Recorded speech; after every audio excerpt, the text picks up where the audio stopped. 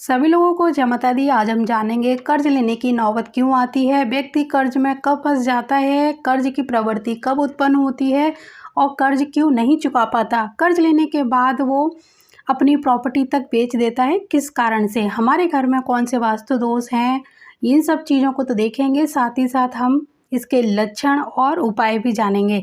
तो सबसे ज़रूरी बात मैं आपसे कहना चाहूँगी कि अगर जानकारी अच्छी लगे तो इसको दूसरों तक भी शेयर करिए कि क्या पता कोई व्यक्ति कर्जे में फंसा हो और उसको इस जानकारी के बाद कुछ उपाय कर लेने के बाद कुछ राहत मिल जाए, जिसमें आपका ही पुण्य है। तो चलिए सबसे पहले हम शुरू करते हैं कि व्यक्ति कर्जा कब लेता है और इसके बाद हम धीरे धीरे सारी जानकारी देने के बाद इसके मेन पॉइंट यानी इसके निवारण पर आते हैं।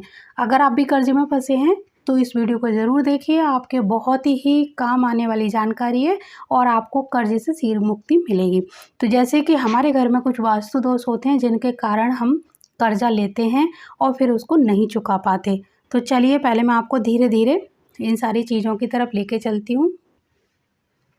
जब हमारे घर के वायव्य कोण में कोई वास्तु दोष होता है जिनके कारण हमें कर्जा लेने की इच्छा उत्पन्न होती है, और इसी तरह अगर हमारे अग्नि कोण में कोई वास्तु दोष होगा तब व्यक्ति अपनी लग्जरी लाइफ जीने के लिए कर्जा ले लेता है और फिर वो उसको चुका नहीं पाता। और इसका एक उल्टा उदाहरण आप देख सकते हैं कि अगर आपने किसी को कर्जा दिया है तो वो कर्जा आपको शीघ्र वापस नहीं मिलता, यानी आपका पैसा फंस सकता है, डूब सकता है जब आपके अग्निकोण में कोई वास्तु दोष हो। तो ये दो दोषों को पहले आप जो मैंने बताए इनको अपने घर में चेक करिए। इसके बाद मैं आपको बताती हूँ कि हमारे घर के ईशान और नैऋत्य कोण की वजह से हमें किन किन परेशानियों का सामना करना पड़ सकता है। जब हमारे ईशान कोण में कोई वास्तु दोष होता है तब व्यक्ति कर्जा चुकाने के लिए गलत तरीके अपनाता है। जैसे गलत तरीके कौन से हो गए, सट्टा हो गया, जुआ हो गया, लॉटरी हो गया, और इस तरह की चीज़ों को अपना कर इनसे पैसा कमाने की कोशिश करता है कि उससे वो व्यक्ति जो कर्जा है वो चुका देगा। लेकिन ऐसा नहीं हो पाता, बल्कि उसकी जो एक तरह से हम कह सकते हैं प्रतिष्ठा है वो धूमिल हो जाती है, प्रतिष्ठा दांव पर लग जाती है। अपने घर का एक तरह से वो नाम डुबो देता है, अपना नाम भी खराब करता है। इसी तरह जब हमारे घर के नैऋत्य कोण में वास्तु दोष आ जाता है तो व्यक्ति उस कर्जे को चुकाने के लिए अपनी प्रॉपर्टी तक बेच देता है। तो आपको पता चला कि हमारे घर की ये चारों दिशाएं अगर वास्तु दोषों से युक्त होंगी तो हमें कर्जे की एक तरह से स्थिति का सामना करना पड़ सकता है। तो चलिए अब जानते हैं कि वो कौन कौन से वास्तु दोष हैं जिनके कारण हमें ऐसी स्थिति का सामना करना पड़ सकता है। जब गृह स्वामी का कमरा यानी बेडरूम वायव्य कोण की तरफ होगा या उसमें हर समय वो सोएगा रहेगा तो उसको अपने व्यापार की चिंता होने लगेगी। यानी ज़्यादातर जो कर्जा है वो व्यापारी लोग ही लेते हैं अपने व्यापार के लिए। तो जब भी अपने व्यापार के बारे में वो सोचेगा उसको कभी उसमें फ़ायदा नज़र नहीं आएगा, उसको हमेशा उसमें घाटा ही नज़र आएगा। और उस घाटे को भरने के लिए या फिर उसको लगेगा कि मैं कुछ नया करूं, इसको करने के लिए जब वो कुछ अच्छे विचार अपने मन में लाकर और उसके लिए कर्जा लेगा वो अपने व्यापार को बढ़ाने के लिए, और वो व्यापार बढ़ने की जगह उसको कर्जे में ले जाएगा। यानी पहले तो हमारी जो प्रवृत्ति है वो कहाँ से उत्पन्न हुई, वायव्य कोण से, उसमें ही वो सो रहा है और वहीं पर अपने व्यापार को बढ़ाने के लिए विचार बना रहा है और उस काम को पूरा करने के लिए वो कर्जा लेता है और फिर उसका वो जो काम है वो भी पूरा नहीं हो पाता और उसको घाटा भी होता है और कर्जा उसका बढ़ जाता है। इसी तरह अगर आपके ईशान कोण और पूर्व दिशा में वास्तु दोष होगा, वास्तु दोष क्या हो सकता है, जैसे कि आपकी सीढ़ियाँ हैं, टॉयलेट है, सेप्टिक टैंक है, यहाँ पर बनी रसोई है, ये आपको बहुत बड़ा कर्जदार बना देती है, आपकी प्रतिष्ठा दांव पे लगा देती है, आपके नाम को खराब करती है। इसी तरह आपके अग्निकोण में भी सेम, अग्निकोण में टॉयलेट है, सेप्टिक टैंक है, बोरवेल है, यहाँ पर अगर बन जाता है तो ये आपका कर्जा भी बढ़ाएगी और अगर आपने किसी को पैसा दिया है तो वो पैसा वापस नहीं मिलता है। और इसी कर्जे के कारण जब आपने कर्जा दिया और आपके अग्निकोण में इस तरह का वास्तु दोष है तो बहुत सारे लोग गलत कदम उठा लेते हैं, अपने परिवार को बहुत ही गहरे संकट में डालकर चले जाते हैं। इसीलिए भूल कर भी अपने यहाँ के अग्निकोण में इस तरह का निर्माण ना कराएं। ठीक है। इसी तरह आपके अगर नैऋत्य कोण में कोई वास्तु दोष होगा तो उस वास्तु दोष की वजह से व्यक्ति को कर्जा लेने के बाद जेल तक जाने की नौबत आ जाती है। तो वास्तु दोष कौन सा हो सकता है? यहाँ का यानी नैऋत्य कोण में सेप्टिक टैंक, बोरवेल, यहाँ का नीचा होना, यहाँ का खुला और हल्का होना व्यक्ति को जेल तक पहुंचा सकता है। यहाँ पर बना बेसमेंट भी यही काम करता है। तो अब आपको समझ आ गई कि हमारे घर की ये दिशाएं हमारे लिए कितनी महत्वपूर्ण हैं। इसी तरह हमारे घर की जो उत्तर दिशा है उसका सीधा सीधा संबंध हमारे धन से होता है, धनागमन से होता है। यहाँ पर भी ये दिशा अगर बंद है, भारी है, ऊंची है तो ये भी कर्ज की स्थिति में डाल सकती है। तो चलिए अब जानते हैं, कर्जा ले लिया है, उसको अब चुका नहीं पा रहे हैं और ये गलतियाँ हो गई हैं तो उनको किस तरह ठीक करें। मैं कुछ आपको निवारण देने वाली हूँ जिनके आप तुरंत बदलाव करते ही बहुत ही अच्छा महसूस करेंगे और आपको थोड़ी सी राहत भी मिलेगी, कुछ नए रास्ते भी आपके खुलेंगे। मैं ये नहीं कह रही कि ये सब करते ही कहीं से चमत्कार हो जाएगा, आपके घर में धन का खजाना आ जाएगा, ऐसा बिल्कुल भी नहीं होगा। काम आपको ही करना पड़ेगा, कर्जा आपको ही चुकाना पड़ेगा, बस कुछ बदलाव आपको करने हैं। उसके बाद आपके काम में एकदम से तरक्की होने लगेगी या काम के रास्ते खुलने लगेंगे। तो चलिए जानते हैं वो कौन कौन से उपाय हैं। सबसे पहले तो आप अपने घर की इन दिशाओं में जो वास्तु दोष हैं उनको दूर करिए, क्योंकि आप बहुत ज़्यादा कर्जे में फंसे हैं तो आपको ये उपाय करने ही पड़ेंगे। दूसरा, आपको अपना कमरा बदलना पड़ेगा। जो गृह स्वामी है वो अपने कमरे को ले जाए किस दिशा में? नैऋत्य कोण में, यानी दक्षिण पश्चिम का जो एरिया होता है उसको नैऋत्य कोण बोलते हैं। वहाँ पर वो अपना बेडरूम बनाए और उसी कमरे में एक रखे अलमारी, और अलमारी किधर होनी चाहिए? नैऋत्य कोण की दीवार पर। और जब वो खुले तो उसका मुंह या तो ईशान कोण की तरफ हो या उत्तर या पूर्व दिशा की तरफ होना चाहिए।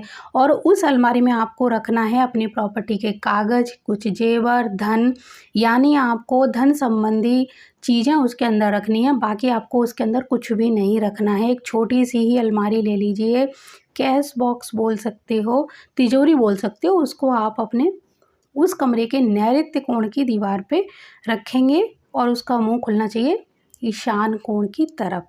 इसके बाद आपको जो कर्जा लेने के बाद राहत मिलेगी, यानी जो लेनदार हैं, जो जिससे आपने कर्जा लिया है वो आपको परेशान नहीं करेंगे। इतना करते ही आपको इतना आराम मिल जाएगा। इसके अलावा घर के सारे जो कोने हैं वहाँ से बिल्कुल वास्तु दोषों को समाप्त करिए। जिनके यहाँ पर टॉयलेट सेप्टिक टैंक है वो उनको बदलने की कोशिश करें, या फिर जो भी आपके यहाँ प्रॉब्लम है उनको ट्रीटमेंट ले लीजिए। किस तरह लिया जाता है, कुछ चीज़ें नहीं बदली जा सकती तो उनके लिए क्या करें, यानी आपको ध्यान रखना है कि आपको उत्तर पूर्व दिशा, ईशान कोण, इनको हल्का खुला बिल्कुल नीचा रखना है। अगर इतना कर दोगे तो आपको राहत मिल जाएगी। इसी तरह आपका जो बेडरूम है नैऋत्य कोण वाला, उसमें नैऋत्य कोण की तरफ या फिर वायव्य कोण की तरफ कोई भी खिड़की दरवाज़ा नहीं होना चाहिए। अगर है तो उसको बंद करके रखिए, उसको खोलना नहीं है। इसके अलावा घर की जो उत्तर दिशा है वहाँ पर आपको या तो मुख्य द्वार बनवा देना है या फिर अंडरग्राउंड वाटर टैंक यानी नॉर्थ में बनाना है। एकदम ऐसा करते ही आपको काफ़ी राहत मिलेगी। नैऋत्य कोण को भारी कर दीजिए, जिसकी छत पे कमरा बनवा दीजिए या टीन सेट डलवा दीजिए या दीवार ऊंची कर दीजिए। ठीक है, इतना काम आप करके देखिए। और पूरे घर का जो फ्लोर है, आंगन है, उसको उत्तर पूर्व या ईशान कोण की तरफ ढलान दे दीजिए। इनमें से 2-4 काम भी आप कर लेंगे तब भी आपको अपने कर्जे से राहत मिल जाएगी, कुछ रास्ते आपके खुल जाएंगे, कर्जदार आपको परेशान नहीं करेंगे और आपको कहीं ना कहीं से कोई ना कोई आराम मिल जाएगा। और जीवन में कभी भी मंगलवार को कर्जा नहीं लेना चाहिए। इसी तरह आपको ध्यान रखना चाहिए, कभी भी ऐसे व्यक्ति से कर्जा नहीं लेना चाहिए जिसके पास दीन दुखी और परेशान लोगों का पैसा आता हो। इस तरह ऐसे लोग कौन से होते हैं जो वसूली करते हैं, उनसे पैसा नहीं लेना चाहिए। हमेशा ध्यान रखें कि अपने घर की उत्तर पूर्व दिशा को हमेशा खुला रखना है। जब भी आप इनको बंद कर देंगे, यहाँ भारी निर्माण कर देंगे तो आपको कर्जे की स्थिति का सामना करना पड़ सकता है। तो इनमें से जो भी मैंने उपाय बताए वो करके देखिए। दूसरी चीज़ मैं आपको बता दूं, ईशान कोण में अगर रसोई घर बना है तो तुरंत हटाइए, टॉयलेट बनाए तो तुरंत हटाइए। ईशान कोण का कोई उपाय नहीं होता है, रसोई घर का उपाय हम एक बार को कर भी लें लेकिन पैसा आपका खर्च होता ही रहेगा। आप परमानेंट इलाज चाहते हैं तो यहाँ का टॉयलेट और यहाँ का रसोई घर बिल्कुल हटा दीजिए, सेप्टिक टैंक यहाँ का हटा दीजिए। आपको कर्जे से बहुत जल्दी राहत मिल जाएगी, आपका पैसा भी बचने लगेगा। और यकीन मानिए, क्योंकि आप जब तक ये चीज़ें नहीं हटाओगे, आपका 1 रुपया कमाओगे तो 2 रुपये का खर्चा बढ़ जाएगा, लेकिन आपकी बचत नहीं हो पाएगी। लिख कर रख लीजिए, इनका कोई इलाज नहीं है जब ईशान कोण में ये वास्तु दोष आते हैं। इसी तरह से अगर आपके बोरवेल, सेप्टिक टैंक जैसे दूषित चीज़ें हो गई, बोरवेल तो ये है कि आपको नैऋत्य और दक्षिण दिशा में नहीं होना चाहिए, यहाँ बन जाता है तो बहुत गंभीर संकट आ जाते हैं। इसी तरह बोरवेल, सेप्टिक टैंक और टॉयलेट जैसी चीज़ें अगर अग्निकोण में आ जाती हैं तो ये भी बहुत गंभीर संकट देती हैं। यकीन मानिए, लिख कर रख लीजिए।